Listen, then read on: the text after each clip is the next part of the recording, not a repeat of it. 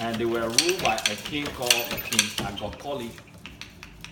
So in his kingdom, it's a dictatorship. So his word is what goes for the day. So he always went at his death, the weavers designed a piece to celebrate the death of the king. But as weavers, we gossip about people, or we talk about people without telling them. We always gossip about them in our weaving. Wow. So that's why all my pieces that you see on the walls, they all have names and meaning, and the reason why they were woven, or the reason why the weaver have designed them, is to commemorate or to keep down history for the next generation. So I'm from the family of weavers, and I can be able to read the piece and tell you what the piece is saying. And Chapuchi, did you see when your forefathers were migrating from Niger? Yeah, Niger in Nigeria, from the country Nigeria, the river bank.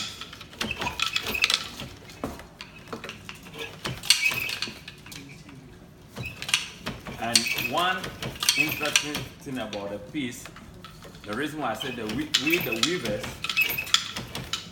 anytime we are doing anything on the fabric, we do it opposite direction. So when you're over my shoulder, you can't really see what I'm doing. The pieces always, the final pieces is always underneath. It's always behind, underneath the piece. So when you're looking on top of the fabrics, you cannot really see. So like I have a piece here which we can use as a demo or to illustrate what actually was happening. And all this is just a loose strips, but this is the same as that piece in the middle. Wow.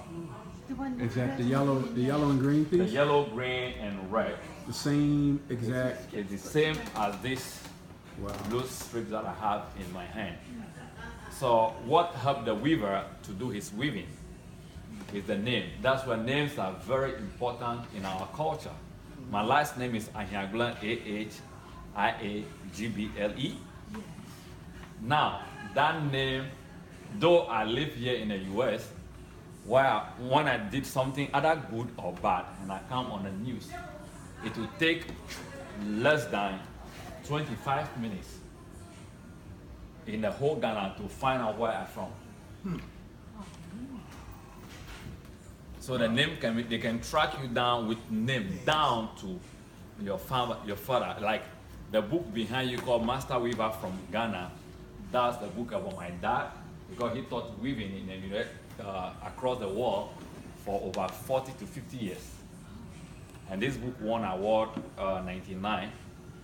There's a program called Children's Book Award, CABA. So I represent there every year in October in the Smithsonian. So that's how come all these pieces are very, very important, because names are one of the most key things in our culture. So for the weaver to be able to make this piece as big, I have the same piece in my bag, which is like double the size of that. Yeah. But the names, so we will try to lay this piece on the floor to be able to see what I am saying. So we'll do it. I need a volunteer, somebody who can work with me. So the first strips, so we're going to use this. The first strip that you see here is called Dotu in my local language, or close up. Close up. It comes to close everything up. And we know every city must always have a park. So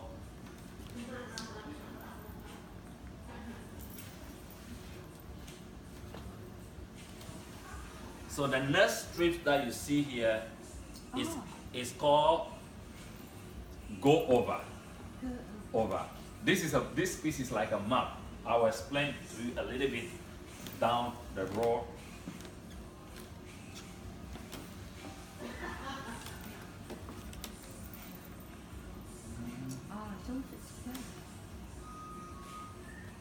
Because So the next strips is the same as go over. So it closes the first circle and also open up the next cycle. Okay, these two are the same. This is what we need. So this one we have here is called the frog. The frog always sits on the floor with its four legs. But that speaks a lot because it comes to connect. So these are my forefathers who have never been to school. They cannot read or write. Our fathers, they cannot read or write. But what they were doing, they were using things in the environment to keep down history. That's how come I know that my forefathers were using map before anybody else come to Africa. That tells me that my forefathers were using map before anybody else was. and they would make the map from woven Map, yeah, material. yeah. So they are designing all this. You see, that comes to close the second cycle.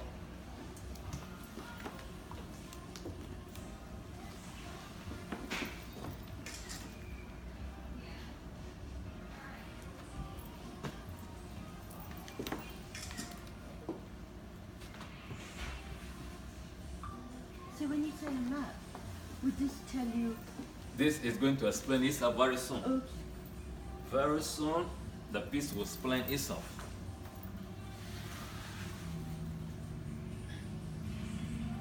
So Chapuchi, I'm a culinary artist and a beginning abstract artist. And in a sense, what I just heard you say is that you talk through your weaving and Yep. messages are passed that way. Sort of like the same, well, it's much different than how we here in this country speak through our artwork, but in the same way, it's sort of like we're trying to pass a message along. Yeah, But this particular way needs to be explained by a weaver. by a weaver, yeah. Yeah.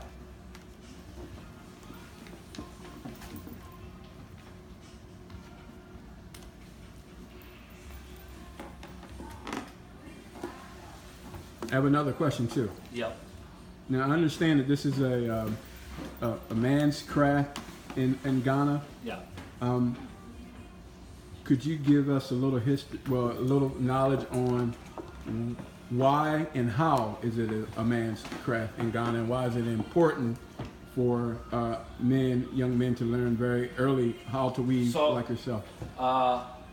This is what happened in our culture. So now the piece is together, but let me answer his question first. This is what happened in our culture. If you're from a family, your dad is entitled to teach you his skill. And there's some skills that are only for women. In Ghana, it would be strange for you to go to the market and see a woman selling fish. Normally, it's a job of women to sell fish at the market. Now, in each family, weaving is considered as one of the hardest jobs. So, my forefather did not label that on women to do, because I have to sit in my room sometimes 12 hours a day to weave all day. A wife who is taking care of children, husband, if she sits in a room for 12 hours a day, that's a lot of work. That's a lot of sitting down, 12 hours a day, because this type of art, every part of your body is in motion. Yeah, it's like a physical exercise. Every part of your body is in motion. So that's why they attribute that type of work to women. And we, as weavers, we pay a lot of respect to this, our looms, because it brings income, stability, joy, everything that we do. So when I enter my loom, it's like I'm in my office. I can weave all day, sing, and enjoy myself in the loom, because I know this will bring me income to take care of my family and support my household. So now the piece we have in the ground, the reason why they call it togodo or map If you want a local name, it's Togodo. Togodo. The reason why they call it a map now, these symbols that you see represent people and their craft or their work. So like here we have necklace, which is attributed to the goldsmith. The goldsmith will work on. So if I live in this village, down way over there, if I wanted to get my jewelry made, I know where to go, because I know this group of people in this particular location of the village make. That's where I can find all my goldsmith. Wow. So we have down there the fish net. So all the symbols you see have names and meaning. So the fish net over there represent fishermen. So if I'm driving through the nice coast of heading to Ocean City, getting to Cambridge, I know that there should be a lot of fishermen over there, because there's a lot of water over here. There's a lot of fishermen. So the fish net represents the fishermen. So if I want to get my fish, even if I live in this part of the village, there's a path. That's what we have. This middle piece, which is called Chaoji, also serves as a path to each village, because this comes to intersection between each village. And we have the parrot, which is located to the carvers, people who do carving, and they can change anything at any time. A carver can just put the wood down, before you know, you change it to something else. Because in my loom, this type of shuttle that I use, they're always carved. They're carved. These are the shuttles. Yes. Yeah, they are carved. So Carved. yeah.